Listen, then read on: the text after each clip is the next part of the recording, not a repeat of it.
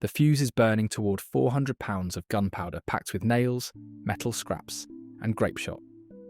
And Napoleon Bonaparte's carriage is 50 feet away, moving at exactly 8 miles per hour through the narrow Rue Saint-Nicaise.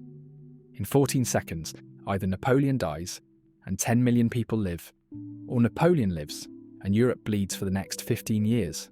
The math is simple. The fuse burns at 1 inch per second. 12 inches remain. The carriage needs 13 seconds to clear the blast radius. 1 second. 1 inch of fuse. That's the margin between history as we know it and a completely different world. But here's what makes this moment even more extraordinary. Napoleon shouldn't be here at all. He should be in his study at the Tuileries Palace, working on legal codes. He's only in this carriage because his wife Josephine wanted to hear Haydn's new oratorio and spent an extra 40 seconds adjusting her cashmere shawl. 40 seconds that will cost 10 million lives. The little girl holding the horse attached to the bomb cart is 8 years old. Her name is Marianne Puceau, and she has 9 seconds left to live. She doesn't know she's holding the reins of death. She was paid 2 francs to hold a horse for a nice man who said he'd be right back. The man, Pierre Robineau de Saint-Régent, is watching from a doorway, counting carriages in Napoleon's procession. First the cavalry escort, then Napoleon's carriage, then Josephine's, then the aide-de-camp's. When Napoleon passes, he lights the fuse and runs. He's already running. The fuse is already burning. History is about to pivot on a measurement smaller than your finger. Chapter 1. The Christmas Eve Plan. To understand why someone packed a cart with enough explosives to level a city block on Christmas Eve 1800, you need to understand what Napoleon Bonaparte had become in just 4 years. In 1796, he was an unknown artillery officer with a silly Italian name and bad French pronunciation. By 1800, he was First Consul of France, which was a polite way of saying military dictator. He'd conquered Italy, invaded Egypt, overthrown the government in a coup d'etat, and made it clear that the French Revolution's promise of liberty, equality, and fraternity had been replaced by order, glory, and Napoleon. If you were a royalist who wanted the Bourbon monarchy restored, or a Jacobin who wanted the radical revolution to continue, or simply someone who believed republics shouldn't have dictators, Napoleon Bonaparte was the obstacle between France and whatever future you imagined. Georges Cadoudal was all three of those things, but mostly he was Breton, and Bretons had been fighting against Paris since before Napoleon was born. Cadoudal was enormous, 6 feet 4 inches tall, 300 pounds, with hands that could strangle a man and had. He'd fought in the Vendée Uprising, that savage civil war where revolutionary armies slaughtered royalist peasants, and royalist peasants slaughtered revolutionary soldiers, and everybody slaughtered civilians. He'd watched his friends burned alive in churches, his family hunted like animals, his entire world destroyed by revolutionaries who claimed to be bringing enlightenment. Now those same revolutionaries were bowing to Napoleon, a Corsican upstart who'd crowned himself with power. Cadoudal had been fighting for 10 years, and he was tired of losing. He wanted one decisive action that would change everything. Kill Napoleon and the whole structure would collapse. The plan was elegant in its simplicity. No conspiracy involving dozens of plotters who might betray each other. No complex sequence of events that could go wrong. Just one cart, one bomb, one moment. Cadoudal had learned from previous failed assassination attempts. The poisoned snuff box that Napoleon never opened, the daggers that couldn't get close enough, the pistols that misfired or missed. This time would be different. This time they'd use so much explosive that missing would be impossible. The Infernal Machine, as they called it, was a masterpiece of destructive engineering. A wine barrel reinforced with iron hoops, packed with gunpowder, surrounded by projectiles that would turn into deadly shrapnel. When it exploded, everything within 100 feet would be destroyed. No human could survive that blast radius. The bomb maker was a man named François-Joseph Carbon, a royalist who'd lost everything in the revolution and had nothing left but hatred and technical skill. He'd calculated the explosive force needed, the optimal shrapnel pattern, the fuse timing down to the second.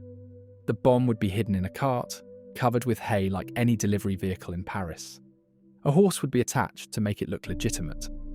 They'd position it on a narrow street Napoleon had to pass through, light the fuse at the perfect moment, and disappear into the Christmas Eve crowds. Carbon spent weeks preparing the device, testing smaller versions in the countryside, perfecting the mixture of gunpowder and projectiles. This wasn't just an assassination attempt, it was applied science in the service of murder. Choosing the target location required intelligence, and Cadoudal had a network of informants in Paris. Napoleon's movements were supposedly secret, but dictators can't hide from everyone. Servants talk, guards drink, schedules leak. They knew Napoleon rarely went out for entertainment. He was obsessed with work, often staying in his study until dawn, reading reports and dictating orders. But there was one exception: the opera. Napoleon loved opera, or at least he loved being seen at the opera, displaying himself to Paris society like a Roman emperor at the Colosseum. When word spread that Haydn's The Creation would premiere on Christmas Eve at the Opera House on Rue de Richelieu, Cadoudal's spies confirmed Napoleon would attend. Josephine had insisted, and Napoleon, despite his power, still occasionally yielded to his wife's wishes. The Rue Saint-Nicaise was perfect. Every route from the Tuileries Palace to the Opera House had to pass through this narrow street. It was wide enough for carriages, but narrow enough that the blast would fill the entire space. The buildings on either side would channel the explosion, amplifying its force. There were doorways and alleys for the conspirators to hide in, watch from, and escape through.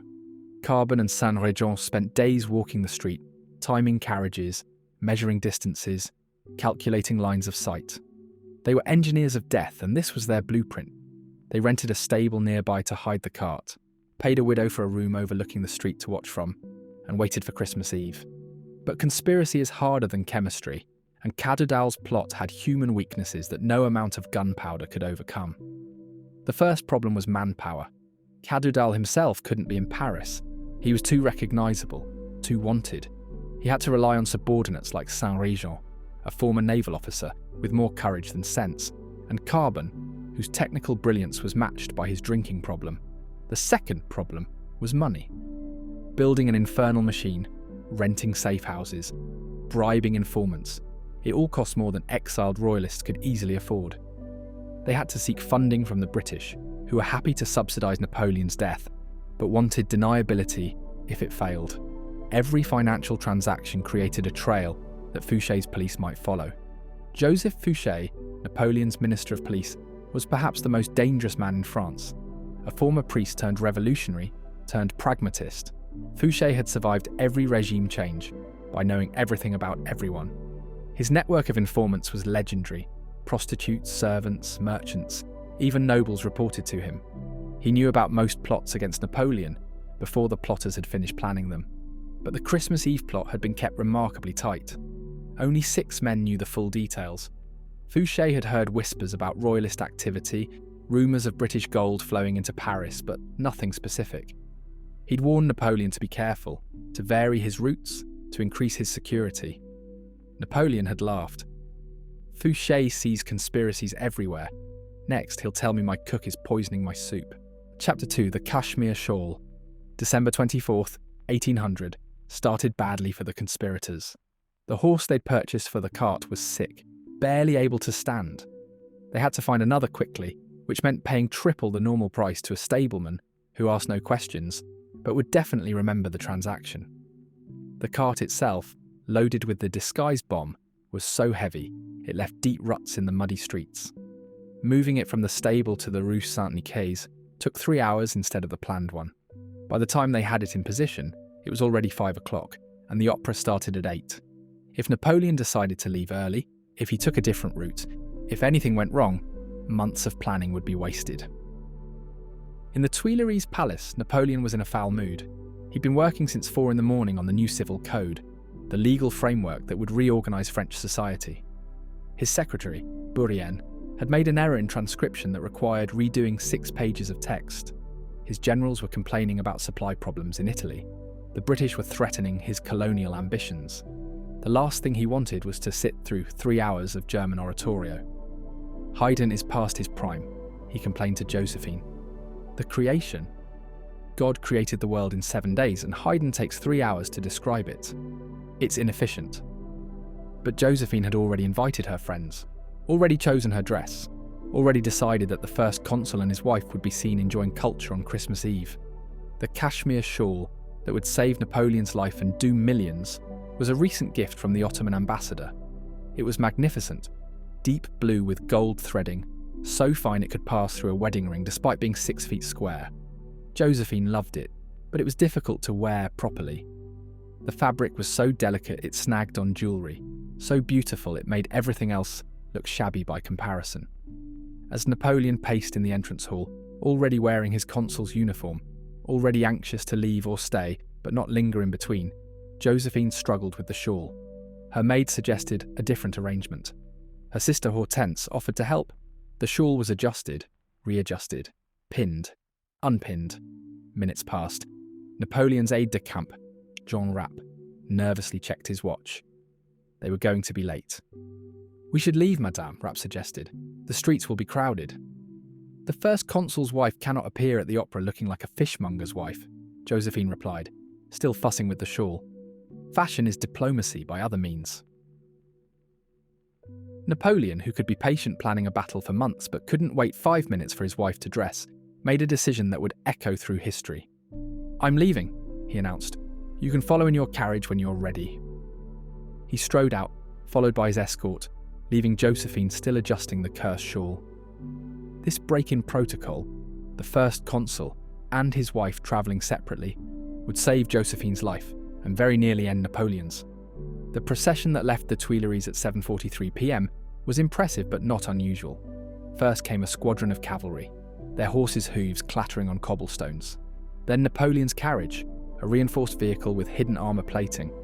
Napoleon was paranoid, just not paranoid enough. Inside with Napoleon were Generals Lannes and Berthier, discussing troop movements even as they headed to entertainment. Behind them should have been Josephine's carriage, but it was still at the palace. Instead came the carriages of aides-de-camp, servants, and more cavalry. The entire procession stretched for nearly a quarter mile, moving at a steady 8 miles per hour through Paris streets lit by oil lamps and Christmas candles. Pierre Robineau de Saint-Régent watched from his position near the Rue Saint-Nicaise. He could hear the cavalry approaching, see the shadows of the lead horses. His hand was on the slow match, a piece of treated rope that would light the fuse. Timing was everything. Too early, and the bomb would explode before Napoleon arrived. Too late, and he'd pass safely. Saint-Régent had practiced this moment dozens of times, calculating the exact second to light the fuse based on the speed of the procession. But he'd practiced assuming Josephine's carriage would be directly behind Napoleon's, and now there was a gap. Should he adjust the timing? There was no time to think, only to act. Back at the Tuileries, Josephine had finally conquered the shawl. It draped perfectly, catching the light, making her look like an oriental queen. The 40 seconds she'd spent on that final adjustment had created a gap of nearly 200 yards between her carriage and Napoleon's. As her carriage rushed to catch up, moving faster than the normal procession speed, she chatted with her daughter, Hortense, and Napoleon's sister Caroline about the evening's entertainment. They had no idea they were racing toward an explosion that would shower them with broken glass and human remains. The little girl, Marianne Puceau, was getting cold and frightened. She'd been holding the horse for almost an hour, and the nice man who'd paid her hadn't returned. The horse was nervous, stamping and snorting, sensing something wrong with the cart it was attached to. Marianne tried to calm it, stroking its neck, whispering the soothing words her father used with their own horse. Her father was a cobbler, working late on Christmas Eve to finish orders. Her mother was home with her younger siblings. Marianne had been sent to buy bread and had stopped to earn 2 francs holding a horse. 2 francs was a lot of money for her family. She could buy extra bread, maybe even some meat for Christmas dinner. She didn't know she was standing at the epicenter of history, that her life was being measured in seconds, that she would become a footnote in the story of how Napoleon survived. Saint-Régent saw Napoleon's carriage clearly now, moving steadily down the street. The First Consul was visible through the window, apparently arguing with Lannes about something. This was the moment. Saint-Régent lit the slow match, touched it to the fuse, and ran. The fuse caught immediately, sparking and hissing as it burned toward the bomb. 12 inches, 12 seconds. The carriage was 40 feet away. At 8 miles per hour, it would travel about 11 feet per second. In 12 seconds, it would travel 132 feet, putting it just beyond the optimal blast radius. But carriages don't maintain exact speeds. Horses speed up and slow down. Traffic causes delays. A child might run into the street. 1,000 variables could affect those crucial 12 seconds. Napoleon's driver César had driven this route dozens of times. He knew every pothole, every turn, every narrow spot where carriages might jam. As he approached the cart blocking part of the Rue Saint-Nicaise, he made a decision that would save Napoleon's life. Instead of slowing down to carefully navigate around it, he whipped the horses to speed up, to dash through the gap before any opposing traffic could appear. The carriage lurched forward, accelerating from 8 to perhaps 12 miles per hour. Those extra 4 miles per hour meant the carriage would clear the blast zone with literally 1 second to spare. César would later say he didn't know why he sped up. It just felt right. Such are the hinges of history. Chapter 3. Seconds from death. The fuse burned with a consistency that Francois-Joseph Carbon would have been proud of. Exactly 1 inch per second, just as he'd calculated. 10 inches remaining. Napoleon's carriage had just passed the cart, close enough that César the driver saw the little girl holding the horse, close enough that General Lanny noticed the hay looked oddly arranged, close enough that if anyone had been looking carefully, they might have seen the fuse sparking beneath the straw. But no one was looking carefully. It was Christmas Eve, they were late for the opera, and Napoleon was still arguing with Lanners about whether cavalry or artillery was more decisive in battle. 9 inches. The carriage was now 20 feet past the cart, 8 inches, 30 feet, 7 inches, 40 feet. Behind Napoleon, the gap where Josephine's carriage should have been was filled by the aide-de-camp Rapp's vehicle. Rapp was actually looking at the cart, something about it bothering him. The horse seemed too nervous for a delivery animal. The little girl seemed too young to be working alone on Christmas Eve.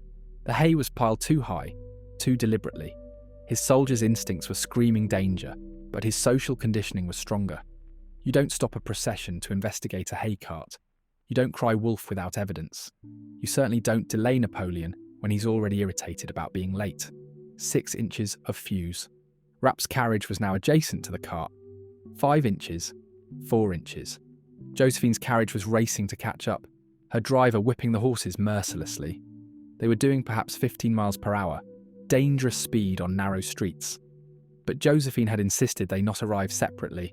It would look bad, suggest marital discord, give gossips ammunition. The gap was closing. They were now only 100 yards behind Napoleon instead of 200. Inside the carriage, Josephine was holding tightly to her seat while maintaining perfect composure on her face. Hortense was pale with motion sickness. Caroline was complaining about the driver's recklessness. None of them saw the cart with its nervous horse and frightened little girl. 3 inches of fuse remaining. The explosion, when it came, was everything Carbon had designed it to be. 400 pounds of gunpowder detonating in a confined space creates a pressure wave that moves at roughly 3,000 feet per second. The wine barrel disappeared, transformed instantly into wooden shrapnel moving at bullet speeds. The iron hoops became deadly projectiles. The nails and grape-shot carbon had packed around the explosive core, spread in a perfect sphere of death. The cart ceased to exist. The horse was vaporized. Later they would find only fragments of bone embedded in walls. And Marianne Puceau, the 8-year-old girl who just wanted to earn 2 francs for her family, was torn apart so completely that her father would only be able to identify her by a piece of her dress. The blast wave hit Rapp's carriage first, lifting it off its wheels and throwing it sideways into a building. The windows exploded inward, glass becoming thousands of tiny daggers. Rapp himself was slashed across the face and chest, but survived because he'd been looking toward the bomb and instinctively raised his arms to protect himself. His driver wasn't so lucky. A piece of the iron hoop decapitated him cleanly. The horses screamed and fell, their legs broken by the pressure wave. The carriage behind Rapp's simply disappeared, replaced by a cloud of wood splinters and blood mist. 4 men inside were killed instantly, their bodies so mangled that later it would take days to determine who was who.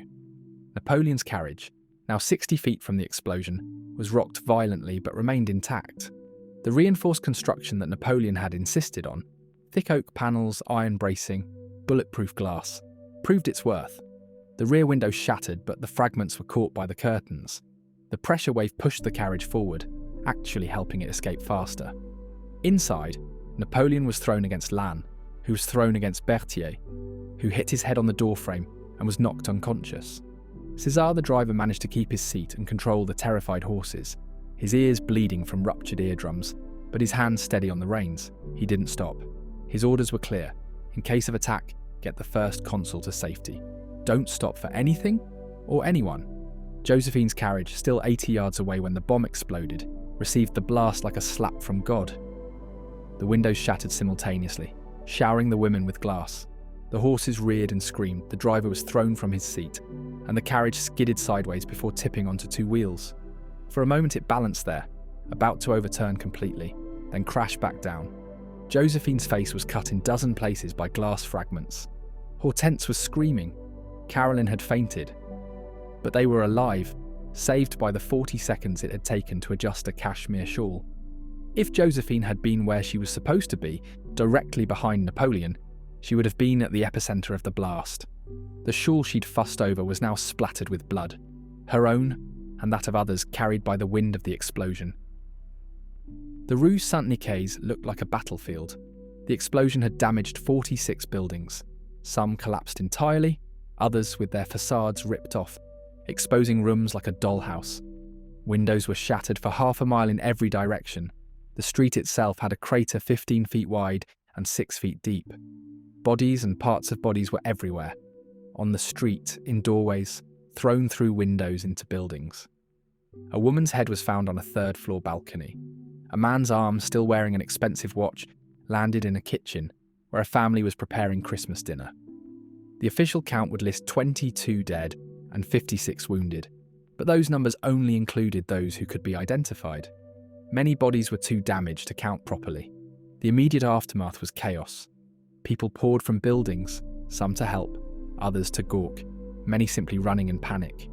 The few oil lamps that survived the blast couldn't illuminate the devastation, turning the scene into a nightmare of shadows and screams. Survivors stumbled through the darkness, calling for family members, stepping on things they didn't want to identify. The smell was overwhelming: gunpowder, blood, burning wood, and the distinctive stench of violent death. Looters appeared almost immediately, picking through the rubble for valuables, stripping the dead before their bodies cooled. The Paris police, such as they were, didn't arrive for almost 20 minutes, and when they did, they had no idea what to do with destruction on this scale. Pierre Robineau de Saint-Réjean watched from 3 streets away, where he'd run after lighting the fuse. He'd heard the explosion, felt the ground shake, seen windows shatter around him. But he'd also seen Napoleon's carriage continue toward the Opera, moving fast but clearly intact. The First Consul lived. The plot had failed. Months of planning. A perfect device. Ideal positioning. All undone by a few seconds of timing. Saint-Réjean knew he should run, leave Paris immediately, but he was transfixed by his failure. How had Napoleon survived? The bomb had worked perfectly. He'd seen the destruction. It should have been impossible to survive that blast. Yet Napoleon's carriage had continued on, as if protected by providence or luck, or something Saint-Réjean didn't want to contemplate. Chapter 4. The Opera continues. Napoleon's carriage arrived at the Opera House at 8:07 p.m, exactly 7 minutes late despite nearly being assassinated. César the driver, blood running from his ears, pulled up to the entrance as if nothing had happened. The doorman, who'd heard the explosion but assumed it was celebratory fireworks, opened the carriage door with typical ceremony. Napoleon stepped out, brushing dust from his uniform, looking annoyed but not alarmed. Lannes followed, supporting the semi-conscious Berthier. To observers, it looked like perhaps they'd had a rough ride on bad roads, nothing more. Napoleon straightened his hat, checked his medals were properly aligned, and walked into the Opera House as if this was any other evening. Inside the Opera House, Haydn's The Creation had just begun. The orchestra was playing the representation of chaos, that discordant opening that resolves into divine harmony. Napoleon entered his box just as the tenor began singing, and there was light. The audience turned to look. The First Consul was rarely late, and Napoleon gave a small wave, a slight smile, the perfect image of a leader enjoying cultural enrichment. He sat down, picked up his opera glasses, and appeared to study the performance intently.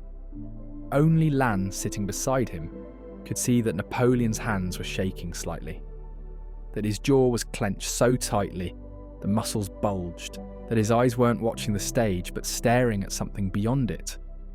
The news of the explosion reached the opera house in fragments. First, someone mentioned hearing a loud noise. Then someone else said they'd seen smoke rising from the direction of Rue Saint-Nicaise.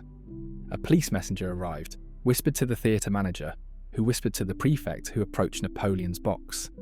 Napoleon listened to the whispered report. Massive explosion. Many dead. Your wife's carriage damaged, but she survived. Then made a decision that would define his public image forever. He stayed. He would watch the entire 3-hour performance. He would be seen enjoying it. He would show Paris that Napoleon Bonaparte could not be frightened, could not be moved, could not be killed. Josephine arrived 30 minutes later, her face cleaned but still showing cuts, her magnificent cashmere shawl replaced with a simple wrap to hide the blood on her dress. She entered Napoleon's box quietly, sat beside him, took his hand. He didn't look at her, didn't acknowledge her arrival except for the slightest squeeze of her fingers. They sat there, the First Consul and his wife, watching Haydn's angels sing of creation, while Paris burned behind them. The audience, gradually learning what had happened, watched them more than the performance. This was theatre beyond theatre, the victims of an assassination attempt sitting calmly in their box, demonstrating that terrorism had failed through the simple act of remaining seated. Joseph Fouché learned of the explosion while interrogating a captured royalist about an unrelated plot. The interrogation was interrupted by a messenger who whispered urgently in Fouché's ear. The Minister of Police went very still, then very cold. An attempt on Napoleon's life that he hadn't prevented was a professional failure that could end with his own execution. But Fouché was nothing if not adaptable. Within minutes, he was racing through Paris, not to the bomb site but to his office, where he began orchestrating the response that would save his career and doom hundreds of innocents. By the time Napoleon returned from the opera, Fouché would have a story, suspects, and a plan that would turn disaster into opportunity. The story Fouché crafted was brilliant in its misdirection. The bomb wasn't the work of royalists. Oh no, that would suggest the monarchy still had support. It was the Jacobins, those radical republicans who wanted to return to the terror, who hated Napoleon for bringing stability. Fouché had a list of Jacobins already prepared, men he'd been watching, men who were troublesome but not actually dangerous.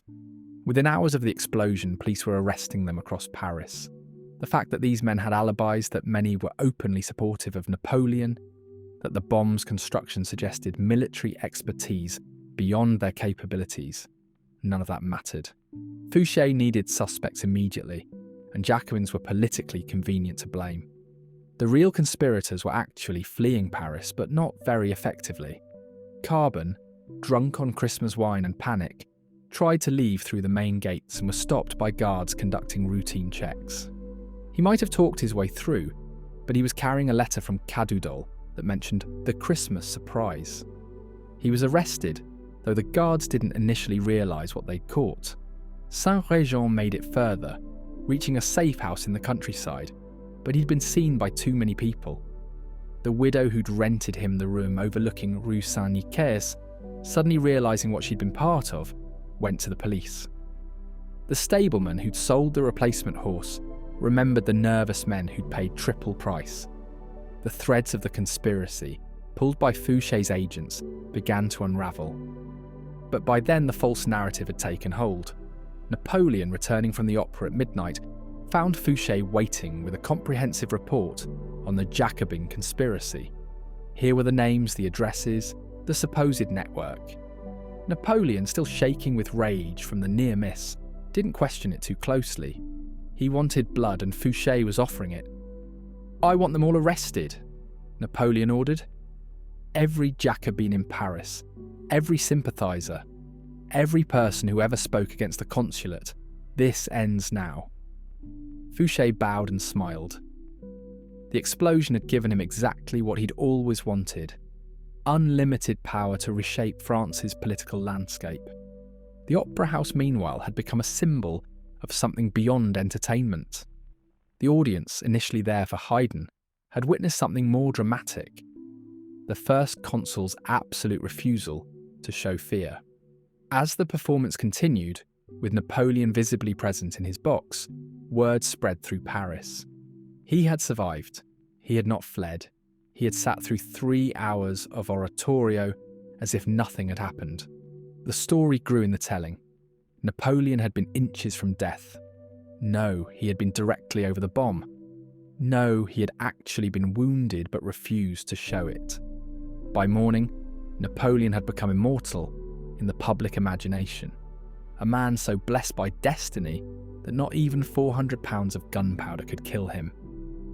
The investigation of the actual bomb site revealed the technical sophistication of the attempt.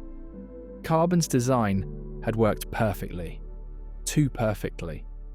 The blast had been so powerful it destroyed most of the evidence. But Fouché's men found enough. Fragments of the wine barrel with Cooper's marks that could be traced. Pieces of the cart that matched the description given by witnesses. And most importantly, the remains of little Marianne Puceau, whose father's grief-stricken identification of his daughter led to questions about who had paid her to hold the horse. The trail led inevitably to the real conspirators, but by then, dozens of Jacobins had already been arrested, tortured, and in some cases executed for a crime they hadn't committed. Chapter 5. The Purge. The executions began before the real conspirators were even caught. On January 7th, 1801, just 2 weeks after the explosion, 4 Jacobins were guillotined in the Place de Grève. They had been nowhere near the Rue Saint-Nicaise on Christmas Eve. 2 had been in prison, 1 was provably at home with his sick mother, and the 4th was so elderly and infirm he couldn't have lifted a wine barrel, much less built a bomb. But they had all spoken against Napoleon at some point, criticised the Consulate, suggested that the revolution had been betrayed. That was enough. The crowd that gathered to watch the executions was smaller than usual. Even bloodthirsty Parisians felt uneasy, watching men die for a crime everyone knew they hadn't committed. Fouché's genius was in making the innocent guilty by association. He created a narrative where the actual bombing was less important than the potential for bombing. These Jacobins might not have built this bomb, but they would have built another. They were guilty of intention, if not action. The legal framework he constructed was breathtaking in its cynicism. A new law that made moral complicity a capital crime. If you had ever expressed support for political violence, if you had ever praised the terror, if you had ever suggested Napoleon was a tyrant, you were morally complicit in any act of violence against the state. By this logic, hundreds could be arrested, and were. The actual conspirators were caught piecemeal over January and February. Carbon broke first, the combination of wine and torture loosening his tongue. He gave up Saint-Régent, who gave up others still. But here's where the story becomes truly dark. Fouché already knew about the royalist plot. His agents had reported suspicious royalist activities weeks before Christmas Eve. He had chosen not to act because a failed assassination attempt was more useful than a prevented one. A prevented plot was just another day in the police state. A failed plot that killed civilians was a gift. It justified any response, any crackdown, any expansion of power. Napoleon, when he learned the truth about the royalist connection, faced a choice. He could admit the Jacobins were innocent and release them, showing justice and mercy. Or he could continue the lie, use it to crush all opposition simultaneously. He chose the lie. In a private meeting with Fouché, he supposedly said, "The Jacobins would have killed me eventually. The royalists simply tried first. I'll destroy them both and thank the royalists for giving me the excuse." Whether he actually said this or whether Fouché invented it to justify his actions doesn't matter. The result was the same. The purge expanded to include anyone who opposed Napoleon from any direction. The trials, such as they were, became public theatre.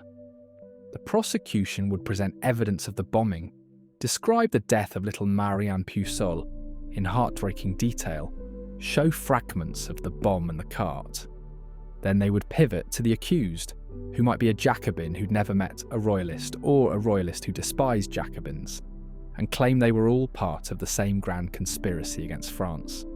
The logic was circular and insane. Opposition to Napoleon proved you were part of the conspiracy, and being part of the conspiracy proved you opposed Napoleon.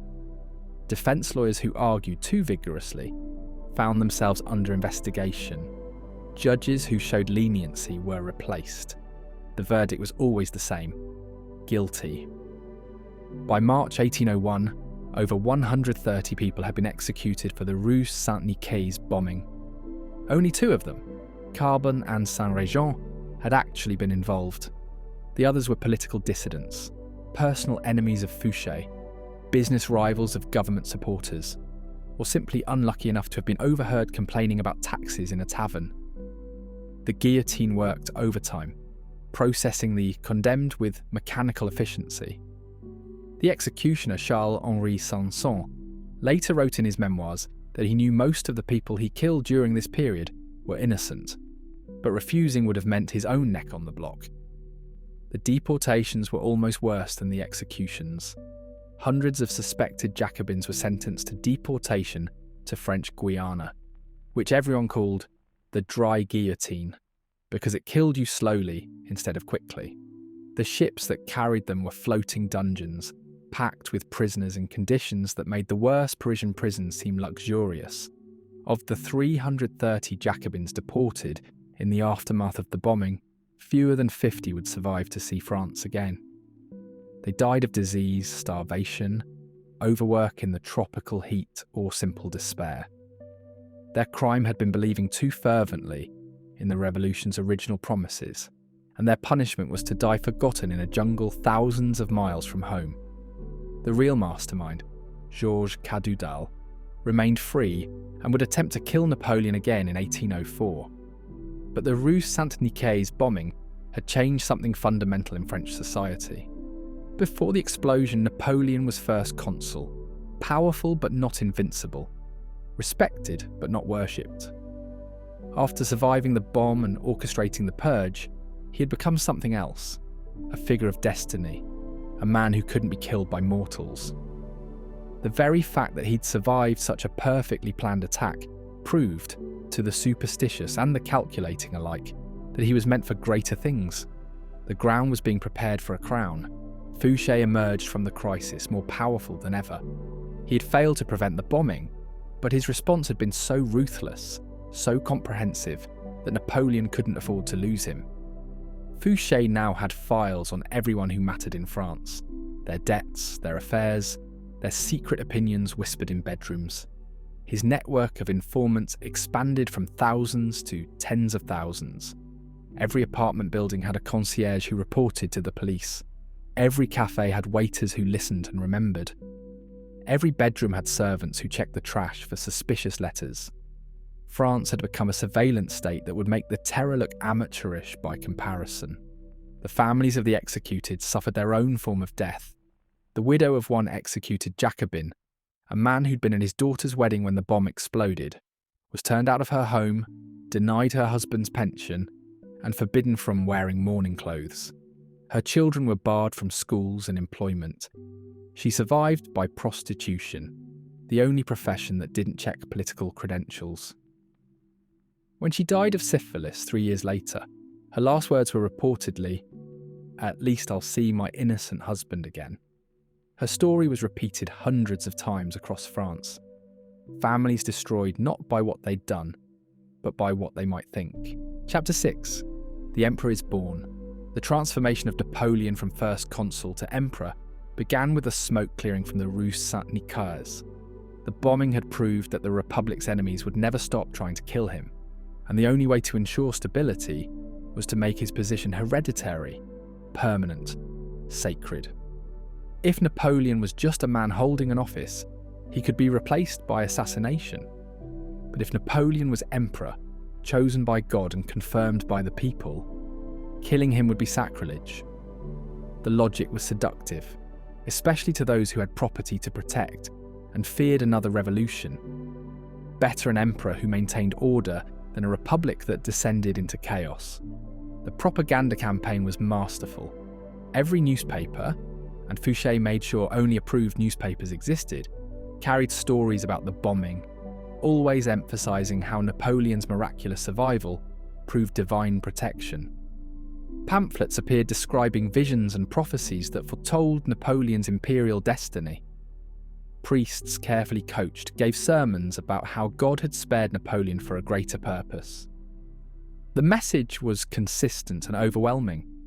The bombing hadn't been an attack on a man, but on France itself, and France needed an emperor to protect it from its enemies. The Senate, packed with Napoleon supporters and terrified by Fouché's files, began floating the idea of hereditary rule in early 1802. It was presented not as ambition, but as sacrifice. Napoleon taking on the burden of permanent leadership to save France from chaos. The constitutional arguments were tortured but effective. The revolution had been about ending hereditary monarchy, yes, but it had also been about the will of the people. If the people willed Napoleon to be emperor, wasn't that the ultimate expression of revolutionary principles? The mental gymnastics required to justify this would have been amusing if the consequences hadn't been so deadly. The path from the bombing to the crown took 3 years, but each step followed inevitably from the last. First came the Concordat with the Pope, re-establishing Catholicism in France and giving Napoleon religious legitimacy. Then came the Constitution of Year 10, making Napoleon consul for life. Then came the execution of the Duke of Enghien, a Bourbon prince, showing that Napoleon would kill anyone who threatened his power. Each action was justified by referring back to the Rue Saint-Nicaise. See what happens when we don't have strong leadership. Remember the little girl who died? Do you want that to happen again? The plebiscite of 1804, which officially approved Napoleon becoming emperor, was a foregone conclusion. The vote was 3,572,329 in favour, 2,579 against. Those numbers were probably inflated, but the sentiment was real. The French people, exhausted by 15 years of revolution and war, wanted stability above all else. If that stability came wearing a crown, so be it. The liberals who pointed out that they'd fought a revolution to get rid of emperors were reminded of the Rue Saint-Nicaise bombing. Did they want to be associated with terrorists? Did they want to join the Jacobins in Guyana? Silence was safer than principles. The coronation, on December 2nd, 1804, almost exactly 4 years after the bombing, was the most expensive spectacle in French history. Notre Dame was transformed into an imperial palace. The Pope himself came from Rome to officiate, though Napoleon famously crowned himself, showing that his power came from his own will, not God's grant. Josephine was crowned empress, wearing a dress that cost more than most French families earned in a lifetime. The cashmere shawl that had saved Napoleon's life was displayed in a place of honour, transformed from fashion accessory to sacred relic. The ceremony cost 15 million francs while French soldiers went without boots, but the symbolism was worth more than money. The irony that everyone noticed but no one mentioned was that Napoleon had become everything the revolution had fought against: a hereditary, absolute monarch ruling by divine right. The man who'd risen through merit had created a system based on birth. The general who'd fought for the Republic had destroyed it. The Corsican outsider had become more royal than the Bourbons. But pointing out this irony was dangerous. The police state that had emerged from the Rue Saint-Nicaise bombing didn't tolerate irony. It barely tolerated thought. The human cost of Napoleon's transformation can be calculated with cold precision. The Napoleonic Wars that followed his coronation killed approximately 3.5 million soldiers and perhaps 6 million civilians. Spain bled for 6 years. Russia lost 1 million people. Germany was devastated repeatedly. France itself lost a generation of young men, bled white for imperial glory. All of this might have been avoided if that bomb had exploded 1 second earlier, if Josephine hadn't fussed with her shawl, if Caesar the driver hadn't inexplicably sped up, if any of 1,000 tiny variables had been different. But history doesn't deal in what-ifs. It deals in what was. And what was is this: a bomb meant to kill a dictator and restore the monarchy instead created an emperor, and destroyed what remained of the revolution's promises. The Jacobins who died for a crime they didn't commit were forgotten. The royalists who committed the crime were executed, but achieved their goal in reverse. They restored monarchy, just not their monarchy. Fouché survived every regime change, dying peacefully in his bed in 1820, one of the richest men in Europe. The families destroyed by the purge never recovered. The surveillance state became the model for every subsequent French government. And Napoleon? He lived another 20 years after the bombing, conquering most of Europe before losing it all at Waterloo. He died in exile on St. Helena, possibly poisoned, possibly of stomach cancer, definitely defeated. His last words were reportedly about France and the army, but his last coherent conversation was about that night in 1800. He told his doctor Barry O'Meara that the Rue Saint-Nicaise bombing was the closest he'd ever come to death, closer than any battlefield. 2 inches, he said. The difference between the carriage window and my head was 2 inches. 2 inches between Napoleon I and Napoleon the Never. He laughed, but it was bitter laughter. He knew what those 2 inches had cost the world. The little girl, Marianne Puceau, was buried in a mass grave with the other victims. Her father used the small compensation the government paid to leave Paris forever. He couldn't bear to walk past the street where his daughter had died for 2 francs. Her mother went mad with grief and died in an asylum. Her siblings grew up in poverty, their sister's death having destroyed their family. They were the forgotten casualties of those 2 inches, the people whose tragedy was too small to matter in the grand sweep of history, but whose loss was infinite in its particularity. Marianne had liked to sing while she worked. She was learning to read. She wanted to be a seamstress. She was 8 years old. 2 inches. That's what separated our timeline from one where Napoleon died at 31, where the Napoleonic Wars never happened, where 10 million people lived full lives instead of dying for imperial glory. 2 inches between a bomb's shrapnel and Napoleon's skull. But here's what should really haunt you. Those 2 inches were determined by a cashmere shawl. Josephine spending 40 seconds adjusting her fashion created a gap in the procession that saved Napoleon's life. A piece of fabric from India, gifted by an Ottoman diplomat, worn by a French empress, changed the fate of Europe. The butterfly effect doesn't get more literal than that. A butterfly pattern on a shawl determining whether millions of butterflies would land on corpses from Moscow to Madrid. We like to think history has weight, momentum, inevitability, that great events have great causes, but the Rue Saint-Nicaise bombing proves the opposite. History balances on knife edges so thin they're invisible. Right now, today, someone is adjusting their jacket, checking their phone, stopping to tie their shoe, and that tiny delay is rippling outward, changing everything.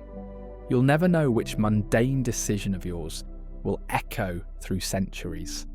Neither did Josephine when she fussed with her shawl. Neither did Caesar when he whipped the horses to speed up. Neither did little Marianne Puceau when she agreed to hold a horse for 2 francs. If this story kept you watching, if you need to know more about the microscopic hinges that history turns on, subscribe now and hit that notification bell. Because every catastrophe, every triumph, every pivotal moment in human history comes down to measurements smaller than you can imagine. Sometimes those measurements are 2 inches. Sometimes they're 40 seconds. Sometimes they're just the space between one heartbeat and the next. Subscribe now and discover more moments when everything we know balanced on almost nothing at all.